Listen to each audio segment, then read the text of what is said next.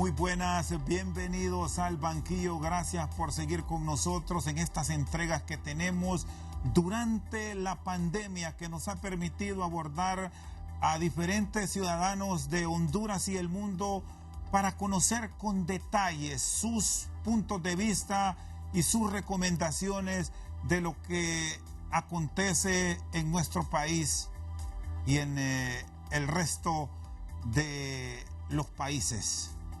Nos acompaña hoy su eminencia reverendísima el cardenal Óscar Andrés Rodríguez. Un gusto que esté con nosotros, su eminencia. Gracias por compartir. Muchas gracias, querido amigo, y un gran saludo a los amables televidentes de TSI y a los amigos de HRN también.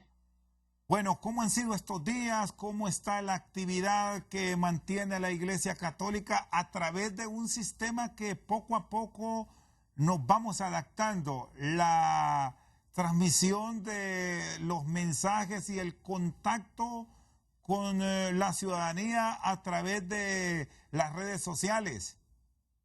Efectivamente, ninguno de nosotros calculó que este año íbamos a tener completamente una transformación de la pastoral. Y esto yo lo considero providencial.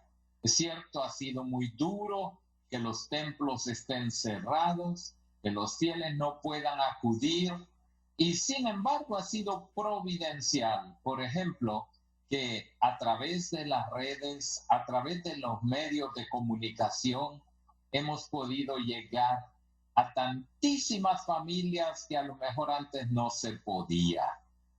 He visto incluso de estos llamados memes que mandaron uno, el diablo le estaba diciendo a Dios, te vacié las iglesias. Y Dios le contestaba, te equivocas, me llenaste las familias y los hogares. Y es cierto, hemos experimentado esto. Nuestra pastoral se ha transformado y sin embargo seguimos adelante, y tal vez el mayor sufrimiento de muchos católicos ha sido no poder recibir la Santa Comunión. Esperamos que a medida que ya el pico de la pandemia llegue a su meta y empecemos una nueva etapa, también para los fieles podrán recibir la Santa Comunión. Mientras tanto, se recibe la comunión espiritual, que es una práctica existente en la Iglesia desde hace siglos. Hablaba en el mensaje recién de este domingo, su eminencia, de la solidaridad que debe existir entre los diferentes sectores de la sociedad. ¿Cómo ha observado esa manifestación a nivel del pueblo hondureño? Magnífico. La solidaridad es un componente esencial de la vida cristiana. El Señor Jesucristo nos lo enseñó durante su vida con parábolas. Tenemos, por ejemplo, la parábola del buen samaritano. Aquel señor que encontrando un herido al borde del camino, que nadie quería ni siquiera ver, ese es el ejemplo de Cristo, que se acerca al herido, a aquel que ha sido vejado, a aquel que ha sido asaltado, y se dedica a cuidarlo como que si fuera a él mismo. Y luego hace que lo cuiden y le dice al posadero, todo aquello que gastes en cuidarlo, yo te lo repondré. De eso la Iglesia ha tomado el ejemplo y tenemos lo que se llama la pastoral samaritana, la pastoral social de la Madre Iglesia, que tiene, como dije, en la solidaridad uno de los principios más fundamentales. Dios fue solidario con el ser humano encarnándose. Jesucristo el Señor es la mayor muestra de una solidaridad de un Dios que, siendo eterno, entra en el tiempo para salvarnos. Y desde entonces, todo bautizado, todo cristiano tiene esa misión de ser solidario.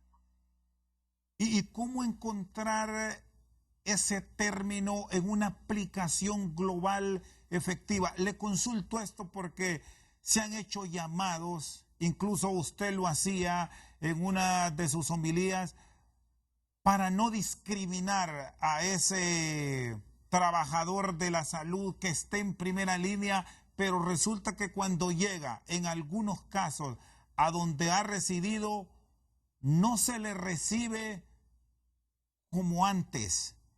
Y si vamos más allá, han existido manifestaciones de rechazo, incluso hasta en los cementerios, Su Eminencia. Efectivamente, es una de las páginas dolorosas de este momento que estamos viviendo. Y yo quiero referirme en dos partes. En primer lugar, aquellos que niegan a una familia, aún con el gran dolor que tienen de haber muerto uno de sus miembros, y le niegan la posibilidad de una sepultura, están demostrando, en primer lugar, ser ignorantes y, en segundo lugar, no ser cristianos. ¿Por qué? Porque, en primer lugar, ya todos los epidemiólogos han dicho que un cadáver no puede transmitir ese virus. Además, según el protocolo, los cadáveres son metidos en bolsas, en 3 bolsas distintas, todas selladas y todas desinfectadas, y todavía más el ataúd que está desinfectado. Pero lo principal es que un cadáver no puede respirar, y precisamente el virus se transmite a través de la saliva, a través de las secreciones nasales o incluso a través de el tacto cuando se está en contacto con un virus. De tal manera que esas personas, yo les pido por favor que reflexionen fuertemente y que se den cuenta que lo que han hecho es un escándalo, y en segundo lugar que es profundamente anticristiano y antihumano. Dios quiera que no les vaya a tocar que alguno de los miembros de su familia fallezca y después tengan que sufrir en carne propia lo que han hecho sufrir a otros. Yo no los culpo, porque muchas veces esto proviene de la ignorancia, pero sí lo llamo a la conversión.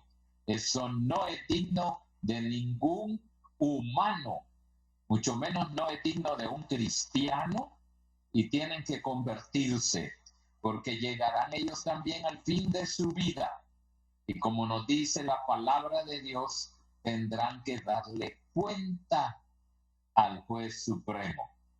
En segundo lugar, he visto muchísima solidaridad positiva. Empresas, ciudadanos comunes que se han volcado a ayudar al que menos tiene. Precisamente en estos días hemos estado teniendo reuniones con nuestros párrocos a través, lógicamente, de las redes sociales, del internet, y guardando la ley y guardando las medidas de prevención. Y lo que me cuentan los párrocos y lo que yo mismo he visto y he constatado con mis manos y con mis ojos es que ha habido muchísima solidaridad. Esas bolsas solidarias, esos paquetes que nos han donado a través del COEP, a través del Banco Atlántida, por ejemplo, a través de personas particulares que llegan a las parroquias y llevan algo para ayudar a los que menos tienen. Eso es el orgullo de ser auténticos hondureños.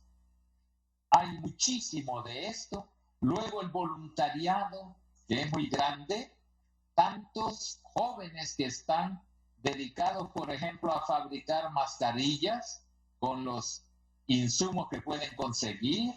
Por ejemplo, también tantas personas que están trabajando en la pastoral, diría yo, de la salud, y todo aquel personal de los hospitales, los médicos, las enfermeras, los enfermeros, que se prodigan y que están ahí simplemente tratando de servir al prójimo. Esa es una enorme solidaridad. Ahora, que haya esas páginas vergonzosas, digo yo, de pobladores de barrios que quieren hostigar a aquellos servidores que están haciendo el bien y que los discriminan, están cometiendo un pecado muy grave. Y si no creen en Dios, están demostrando ser humanos de muy baja categoría, porque el ser humano debe respetar la dignidad de toda persona. Hay sociedades, y también aquí en Honduras, donde ya las familias sienten el aprecio por aquellos que entregan su vida y que sirven. También ustedes, los comunicadores sociales. Y que los aplaudimos, y los aplaudimos de corazón, porque vale la pena todo ese esfuerzo que se hace para unirnos como hondureños y poder llegar pronto, Dios mediante, a vencer este coronavirus. Pero hay otro punto que yo quisiera enfatizar. Hay personas que me dicen, soy muy pobre, ¿cómo puedo ser solidario? Todos podemos ser solidarios. Por ejemplo, estando en la casa. Claro que es un sacrificio, pero es una manera de ser solidarios para que otros no se enfermen. Por ejemplo, si tenemos que salir y hacer algunas vueltas que son necesarias, tomar las medidas. Ponerse la mascarilla es ser solidario. Desinfectar sus manos lavándolas y usando el gel es ser solidario. Cuidando que los niños no salgan y no caigan en peligro de contagiarse es ser solidarios. Entonces nadie puede decir yo no puedo ser solidario. Todos tenemos que ser solidarios. Otra manera de ser solidario y es las personas que creemos en Dios a través de la oración. Aquellos que tenemos la dicha de conocer la palabra de Dios y conocer la Biblia, sabemos que en todo momento el pueblo de Dios acudía a Dios. Y acudían especialmente cuando había alguna plaga. No es la primera vez que tenemos pandemias en la historia del mundo, pero siempre en esas ocasiones el creyente sabe que Dios puede hacer posible lo que parece imposible. Ser solidarios es orar. Y ahora, en este tiempo de confinamiento en los hogares, yo tengo testimonios preciosos de cómo muchas familias oran. Y ahora oran más que antes, porque tienen más tiempo, porque están reunidos en familia y pueden, pues, desarrollar esa actividad tan positiva que es orar. De modo que hay maneras de ser solidarios. Muy bien. Vamos a ir, Su Eminencia, a una pausa y luego vamos a seguir en este diálogo que mantenemos hoy aquí a través del banquillo en TSI. Ya regresamos.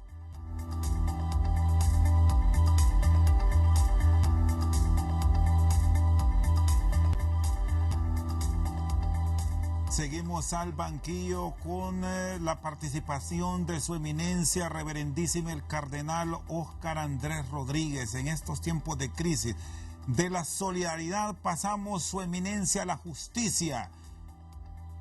¿Cómo ha observado la Iglesia Católica hondureña y la propia Conferencia Episcopal del país después de una serie de peticiones que hicieron las decisiones de este fin de semana?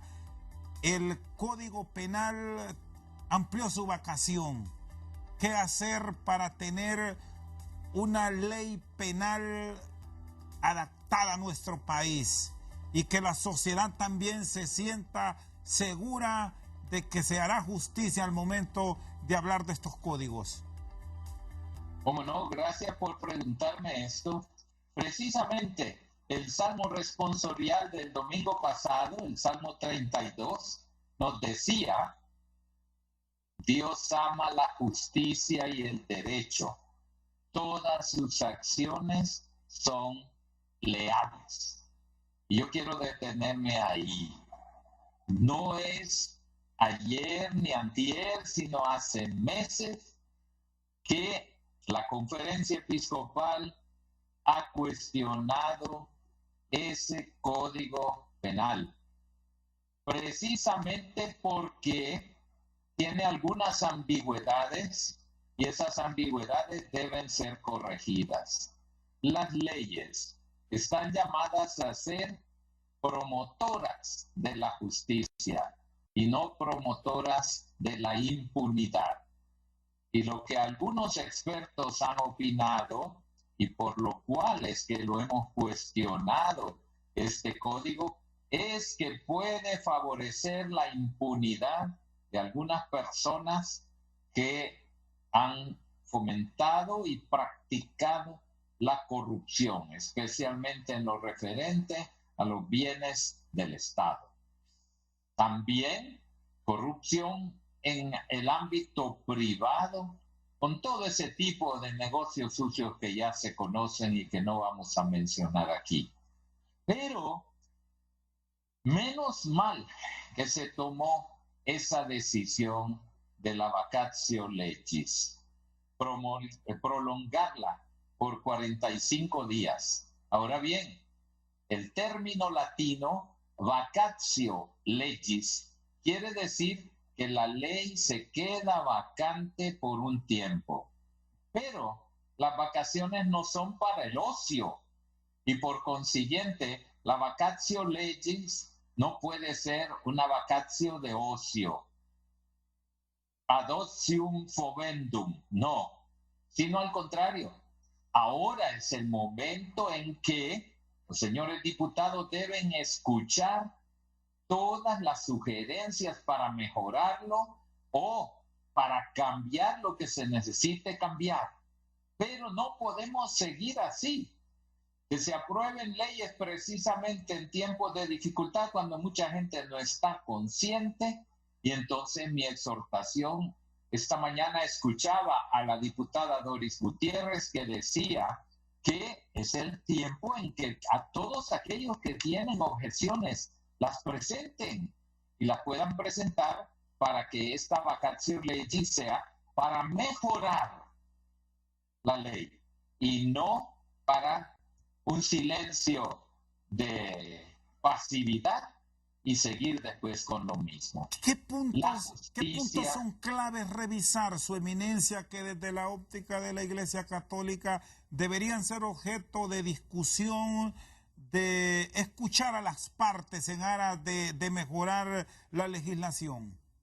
Nosotros no somos diputados ni legisladores. Hemos dicho ya, y pueden ver los comunicados de la conferencia, cómo hay precisamente una preocupación para aquellos que han delinquido y que pueden utilizar la nueva calificación de delitos como para salir impunes o para que las penas impuestas sean verdaderamente irrisorias.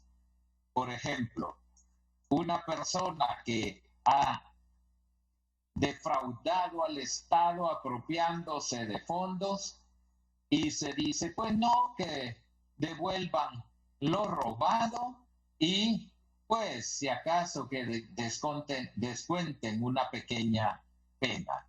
No puede ser, si es que lo que se ha cometido es un delito sumamente grave y por consiguiente debe haber una proporcionalidad de la pena y no simplemente, como tengo dinero que me robé, pues puedo pagar una parte y sigo disfrutando. No, es que la moral cristiana dice claramente, para que el pecado del robo sea perdonado, el ladrón tiene que devolver lo que se robó.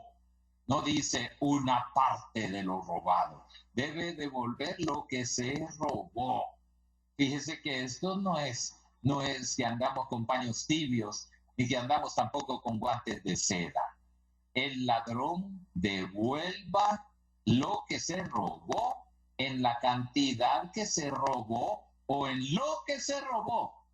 Se aspira a ser perdonado de Dios, porque esto no es ley de ninguna iglesia, es los mandamientos de Dios. Ahí están los 10 mandamientos de la ley de Dios y un mandamiento que dice no robar. Así que esto es muy claro. ¿Cuál es el llamado a la clase política en estos tiempos de crisis, a los tomadores de decisión de nuestro país, para que la sociedad en general confíe y tanto los gobernantes como los gobernados se sientan unidos entre sí y así luchar contra esta pandemia, Su Eminencia?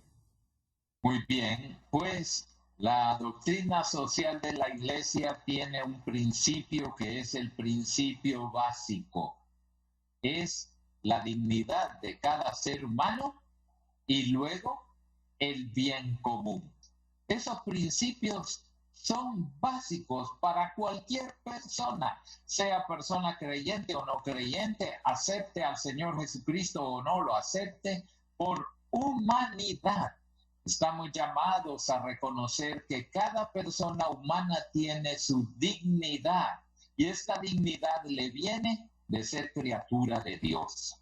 Somos hijos de Dios. De ahí viene la dignidad de toda persona humana. Y en segundo lugar, el bien común. La persona está llamada a hacer el bien. El fin de la propia vida es vivir haciendo el bien. En la resurrección de Jesús, cuando San Pedro toma la palabra por primera vez, dice, ustedes lo mataron, pero él pasó su vida haciendo el bien. Y esa es la clave de todo cristiano. No estamos llamados a pasar por este mundo haciendo lo que nos da la gana o peor todavía, delinquiendo. Estamos llamados a hacer el bien, a pasar la vida haciendo el bien. Y entonces me preguntarán, ¿y los que hacen el mal? Recordemos que todo ser humano, sea creyente o no creyente, tiene dentro de sí, en su corazón, un sagrario, un lugar de máxima veneración que se llama la conciencia. Y entonces, por eso es que llega lo que se llama el remordimiento. La persona que ha hecho el mal, quiera negarlo o no, llegará el momento en que su conciencia le dice, no has hecho bien, no has hecho bien. Y la conciencia no se puede callar. Por consiguiente, el político tiene una obligación enorme, porque su misión principal es promover el bien común. Y el que no trabaja por el bien común está defraudando a la sociedad que lo eligió o que lo va a elegir. Está defraudando al país, está defraudando a su conciencia y está defraudando a Dios. No crean que van a ser simplemente absueltos con que digan, ya acepté a Dios. Sí, pero no has aceptado su santa ley, no has aceptado sus criterios, por consiguiente no creas que vas por el buen camino. ¿Y cómo manejarse?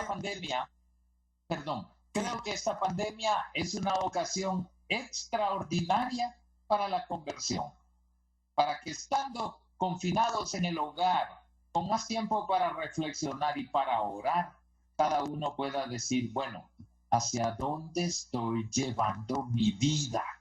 ¿La estoy conduciendo por el buen camino o voy de un mal tras otro mal y otro mal? Yo creo que la pandemia también puede tener esta buena perspectiva si miramos nuestra conciencia y ver cómo estamos conduciendo la vida. ¿Cómo manejarse sin el aprovechamiento? Sobre todo por aquello que vendrá una carrera política y todos ya aquí en el país conocemos del comportamiento de algunos aspirantes, cardenal. ¿Cómo hacerlo con un gesto de desprendimiento sin buscar aprovecharse? diría esto. Fíjese que ha muerto casi 500.000 de personas en el mundo. Ahora, en estos pocos meses, ¿cuántos hondureños parece que ya pasan de 100? ¿Pensaban ellos que iban a morir? ¿Cuántos simplemente se enfermaron? Algunos no tuvieron casi ni días de estar en un hospital y murieron. Y es que la muerte es la única realidad que no podemos eludir. Todos vamos a morir. Y entonces la pregunta es, ¿cómo te vas a presentar ante el Creador después de tu muerte? ¿Cómo te vas a presentar? ¿Cómo van a llegar tus manos? ¿Van a estar las manos llenas de cosas buenas que has hecho en la vida? ¿O vas a llegar lleno de maldad? Recordemos que dinero no podemos llevar. Ni una persona, ni siquiera los faraones de Egipto, que los enterraban con cantidad de tesoros y riquezas en los sarcófagos, se llevaron ni una monedita. Ahí quedaron para los saqueadores de tesoros arqueológicos. ¿Quién de ser humano dice, esto lo tengo reservado para llevármelo hacia la otra vida? Lo único que uno se lleva es el bien que ha hecho o el mal que ha hecho. Entonces vale la pena, y yo les digo muy fraternalmente a todos aquellos hermanas y hermanos hondureños que sienten la vocación política, razonen y reflexionen cómo se van a presentar ante Dios el día que Él los llame. Y no crean, esto yo voy a pasar informe. No, señor, se han muerto hasta grandes personajes de la historia y de la política que ni pensaban que podían morir. Algunos dicen solo los ancianos. Miren que han muerto cantidad de jóvenes y hasta niños. Me da tristeza cuando veo cómo exponen a los niños. Entonces, es muy importante, y en esta pandemia es más fácil que podamos reflexionar cómo me voy a presentar yo ante mi Creador el día que Él me llame. Porque tenemos el capítulo 25 del Evangelio de San Mateo, que es el Evangelio del examen final. Y ahí está muy claro. Dice el Señor Jesús que el último día el Señor separará a unos de otros y les dirá a los de un lado, vengan, bendito de mi Padre, porque tuve hambre y me dieron de comer, porque tuve sed y me dieron de beber, porque estuve enfermo y en la cárcel y vinieron a verme, porque, y fíjense, simplemente con esas obras de misericordia, cada uno puede situarse. Porque dice también el Señor en el Evangelio y le dirá a los de su izquierda, vayan malditos, apártense. Fíjense qué lenguaje. Vayan malditos al fuego eterno, porque tuve hambre y no me dieron de comer, porque tuve sed y no me dieron de beber, porque estuve enfermo y en la cárcel y no vinieron a verme, porque tuve coronavirus y me discriminaron, porque no permitieron que enterraran un cuerpo que es cuerpo mío, dice el Señor, porque somos miembros de Cristo. Entonces, estas no son bromas, son realidades muy profundas y que ahora que hay tiempo para escuchar, tratemos de vernos frente a la palabra de Dios para poder redefinir el camino de la vida. Muy bien, está con nosotros al banquillo su eminencia, reverendísimo el cardenal Óscar Andrés Rodríguez. Vamos a una pausa y luego seguimos.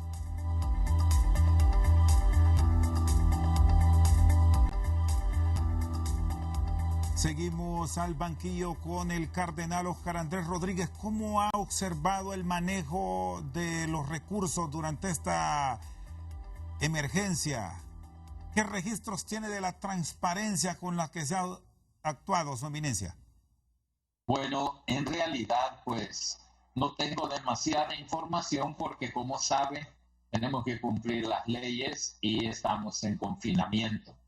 Pero a través de los hermanos sacerdotes en las parroquias, especialmente cuando se ha tratado de distribuir estos alimentos solidarios que están llegando, cuando se ha tratado también de atender con dolor a familias que han sufrido la muerte de un ser querido.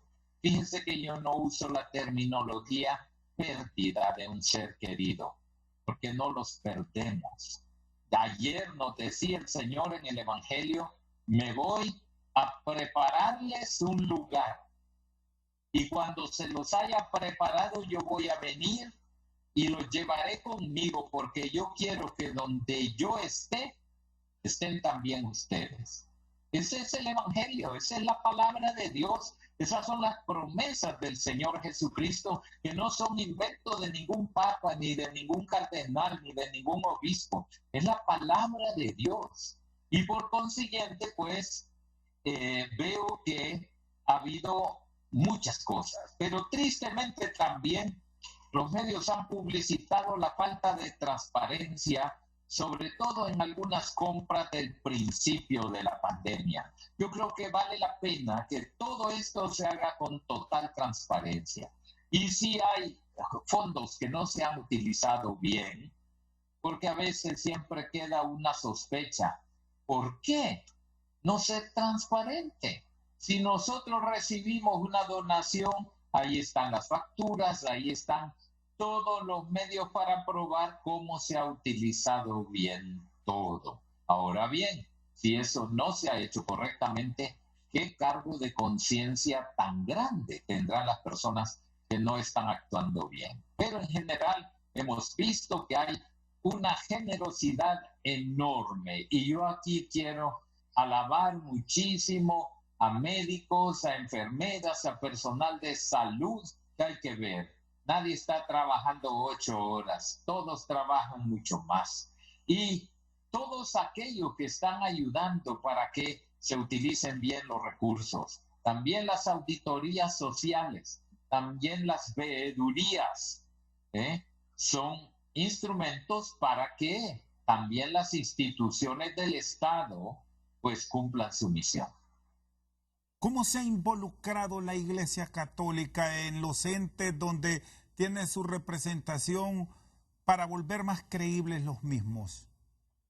Bueno, nos han pedido algunas veedurías en esta distribución de las bolsas solidarias.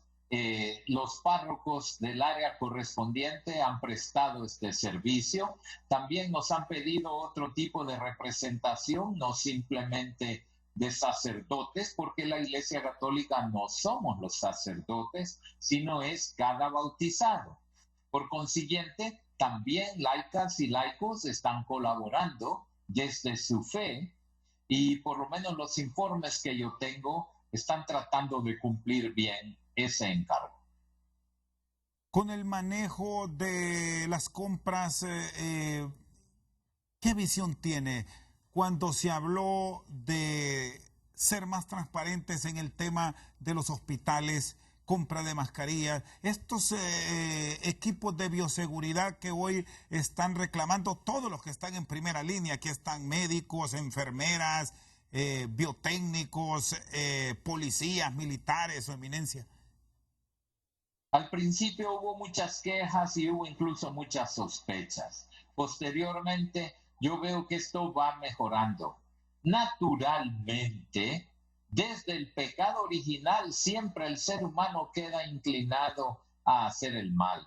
Ya lo decía San Pablo, veo el bien y sin embargo hago el mal que no quiero. Pues muchas veces ocurre. Yo quisiera en este momento hacer mención de aquellos que están tratando de aprovecharse, por ejemplo, subiendo los precios.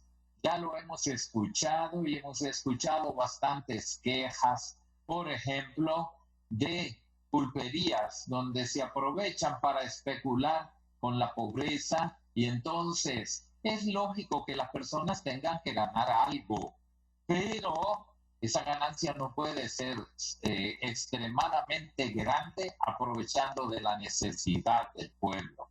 Eso también he escuchado de algunos supermercados que se han aprovechado y lógicamente no podemos pretender que en tiempos así difíciles pueda haber un control más riguroso, porque somos los mismos que tenemos que hacer tantas cosas y por consiguiente un llamado a la conciencia, otra vez, a la conciencia de los dueños de negocios. Si están especulando y están tratando de enriquecerse rápidamente subiendo precios, sepan que no están actuando bien y que lógicamente llegará el momento en que ustedes van a recibir la paga de ese mal que están haciendo. ¿Por qué en su mensaje de ayer, en la homilía, hacía referencia a no mentir, a decir la verdad de lo que está pasando, con énfasis en Honduras, pero también en el mundo, Cardenal Rodríguez? Porque precisamente el evangelio que tocaba el día de ayer era el evangelio en el cual los discípulos se encuentran frente a Jesús que les dice, me voy, pero por ahora ustedes no pueden venir donde yo me voy. Y Tomás le pregunta, ¿a dónde vas? Si no sabemos ni a dónde vas, ¿cómo podemos saber el camino? Y él respondió con este gran pasaje del Evangelio que debemos tener siempre presente. Jesús nos dice, yo soy el camino, la verdad y la vida. Y ahí está precisamente porque yo hacía referencia a esas tres realidades. Jesús como camino y tantas personas que llevan el camino equivocado. Jesús como verdad y gente que vive en la mentira o vive de la mentira o camina engañada o peor todavía que tratan de engañar a los demás. Es precisamente uno de los problemas hoy día. Desde que el régimen nazi implanta con aquel famoso ministro de la propaganda, implanta una distorsión de la propaganda que consiste en decir mentiras como si fueran verdades.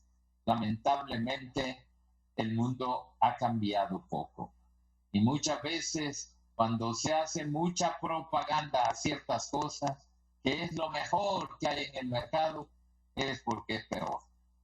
Digo, debemos estar muy claros que la búsqueda de la verdad no es fácil y que tenemos que hacer lo posible para que cada uno viva en la verdad sobre sí mismo, en la verdad sobre el prójimo, en la verdad sobre la creación y en la verdad sobre Dios. El que vive en la mentira tarde o temprano se cae, se derrumba, porque todo llega a saberse. Ya lo dice el Señor en el Evangelio. Aunque alguien trate de ocultar el mal hecho, no hay nada oculto que no llegue a saberse, ni nada escondido que no llegue a descubrirse. Lo dice el Evangelio. Muy bien, sigue con nosotros al banquillo su eminencia, reverendísimo el cardenal Óscar Andrés Rodríguez. Vamos a una pausa y ya regresamos.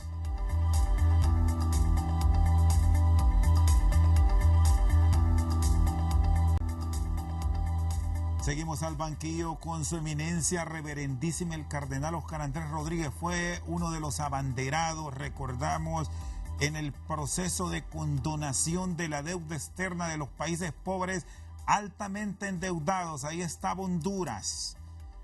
¿Cómo quedarán estas economías? Ya de por sí maltrechas, no digamos ahora con la crisis de la pandemia. ¿Cómo entrar a un proceso de recuperación que debe ser paulatino, pero efectivo, Cardenal Rodríguez? Muchas gracias. Fíjense que reflexionando y leyendo tantas reflexiones de tantas personas, uno de los criterios tiene que ser, no pensemos que después de la pandemia vamos a volver atrás. Ni pensemos que vamos a tener lo mismo del pasado. El capitalismo es un sistema económico injusto. Y no crean que soy marxista. Ya saben mis alumnos cómo estamos estudiando precisamente la moral social y nos damos cuenta que los sistemas económicos que había durante la Guerra Fría y hasta la caída del muro de Berlín eran dos sistemas que eran antagónicos completamente. Pero ya San Juan Pablo II, en la encíclica Centésimos Annus, dijo una gran verdad. El capitalismo tampoco es la solución. Y hay que buscar nuevos sistemas alternativos. Uno de los sistemas alternativos es precisamente la economía social de mercado, que los capitalistas a ultranza quisieron completamente desacreditar. Pero hay mucha posibilidad de una nueva economía, de una economía solidaria, de aquellos. ¿Cómo cree usted que va a ser justo un sistema económico que deja el 90% de las riquezas del mundo en manos del 10% de los habitantes? Esa es una realidad innegable. Y entonces quiere decir que es un sistema que no funciona, porque lo que se va multiplicando es la pobreza y la riqueza exagerada de unos pocos. La inequidad es injusta y un sistema que promueve la inequidad es un sistema injusto. Entonces dice, díganos cuál es el sistema. Es que no nos toca a nosotros. Yo estudié economía precisamente porque me decían, ¿qué saben los curas de economía? Cuando andábamos en esos trabajos del perdón de la deuda externa. Y a mí no me pueden decir que no sé economía. Y el que quiera discutir conmigo, aquí estoy. Pero este sistema no funciona porque promueve inequidad y promueve la acumulación de la riqueza en poquísimas manos. Lógicamente, para eso están los premios Nobel de Economía y los estudiosos de las universidades que deben dejar esa comodidad de simplemente seguir jalando la carreta para buscar nuevos sistemas que sean más equitativos y que promuevan la comunión cristiana de bienes, que es uno de los principios de la doctrina social de la Iglesia. Y estamos creando esos programas ya aquí en estos países. Vamos con esa orientación post-pandemia. Yo creo que hay algunos pequeños pasos, pero falta muchísimo por hacer. Y ojalá que pronto salgamos de esta pandemia y que tratemos todos de buscar cómo hacer para que la pobreza no siga creciendo, sino dar oportunidades y educación sobre todo. Sin educación no se puede salir de la pobreza, es clarísimo. Pero que todos nos pongamos a servir y amar a nuestra Honduras y no a servirnos de Honduras. ¿Y con qué cuidado debemos ir volviendo a la rutina? Porque por un lado está la protección de vida del ciudadano, pero al mismo tiempo está lo económico para preservar los empleos, que son otro escenario clave en este momento de crisis, Su Eminencia. Yo le diría a todos, y es lo que yo trataré de practicar también, no pensemos que de la noche a la mañana podemos volver atrás, como estábamos todavía hasta casi la última semana de febrero. No, se trata de algo nuevo, se trata de algo inédito que debemos ir construyendo, pero siempre con las medidas de protección y con esa solidaridad. Yo no quiero que me contagien, pero tampoco quiero contagiar a nadie. y por consiguiente haré los sacrificios que sean necesarios. Y paulatinamente se puede ir llegando. Pero no lo vamos a hacer si hay una gran cantidad de ciudadanos que esto lo toman como si fuese una broma y no siguen las medidas, yo diría, de protección y de prevención. ¿Qué cuidado tener para no caer en niveles de endeudamiento que de por sí ya eran críticos hasta antes de la pandemia y que a futuro pueden resultar fatales para nuestra economía, Su Eminencia? Cuando trabajábamos en la condonación de la deuda, decíamos es que muchas veces los gobiernos tienen una tendencia, tienen una adicción a endeudarse. Y esto es un problema. Cuando se quieren tener presupuestos que no reciben los recursos necesarios del propio país, y entonces es muy fácil buscar endeudarse y venga endeudarse porque los que tienen que pagar serán los que vengan después. Y esto, a mi juicio, es antiético. Hay también criterios para un endeudamiento tolerable que tenga capacidad de pago, no para seguir hundiendo a los países cada día más. Su Eminencia, bueno, le agradezco que nos haya acompañado a pesar de sus múltiples ocupaciones. ¿Cómo está la comunicación con el Santo Padre? ¿Qué interés le ha mostrado sobre los acontecimientos que se están registrando en nuestro país y los preparativos para el 13 de mayo? Es el aniversario de la primera aparición de Nuestra Señora de Fátima y entendemos que habrá una celebración a nivel de todo el mundo católico. Efectivamente, la comunicación con el Santo Padre la continuamos porque el Consejo de los Cardenales que yo coordino, seguimos trabajando a través de los medios electrónicos y he tenido la oportunidad de conversar con él. Lógicamente está muy triste, pero está muy lleno de esperanza y es lo que todos nosotros debemos tener como creyentes en Dios. Cuando se aparece por primera vez Nuestra Señora de Fátima en aquella alterita perdida allá en Leiria, en Portugal, eran años terribles. Todo un imperio se estaba derrumbando allá en la Rusia de los zares. Comenzaban revoluciones sangrientas que llegaron hasta genocidios como el perpetrado por José Stalin.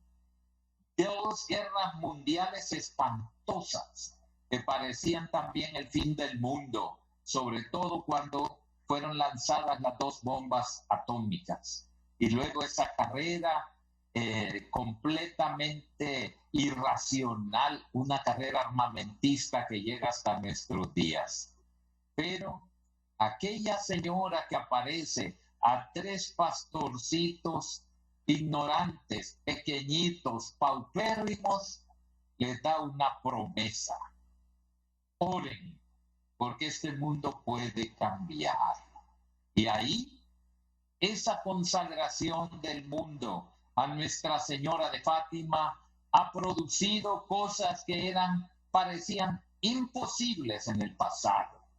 De tal manera que en esta ocasión, el día 13, que es el aniversario de la primera aparición de Nuestra Señora de Fátima, y el día 14, que el Papa ha convocado a una jornada mundial de oración y de ayuno, pidiendo a Dios por la intercesión de la Virgen María que se pueda vencer esta pandemia del coronavirus, es algo que nos llena de esperanza.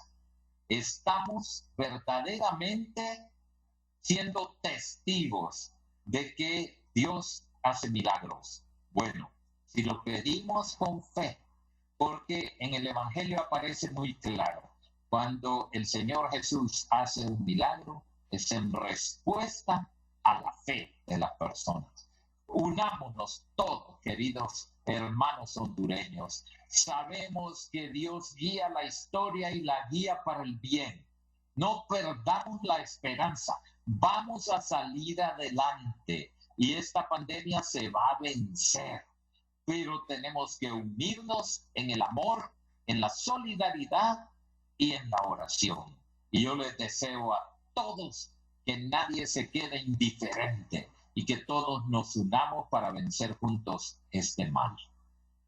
Muchas gracias, Su Eminencia. Gracias a usted, querido amigo, y a todos los amables televidentes y radioescuchas. Bueno, y ya en la despedida, Su Eminencia, nosotros también nos colocamos nuestra mascarilla para protegernos nosotros, protegerlos a las personas que están en la calle, y de esa manera esta mascarilla es nuestro escudo y la protección para usted. Gracias por habernos acompañado esta noche al banquillo con la participación de Su Eminencia. Yo también me la pongo y le pido a todos los hondureños que nadie salga de su casa sin la mascarilla. Muy bien, gracias. Feliz noche, Su Eminencia. Gracias y mucho gusto. Y a ustedes gracias también por habernos acompañado al banquillo. Muchas gracias.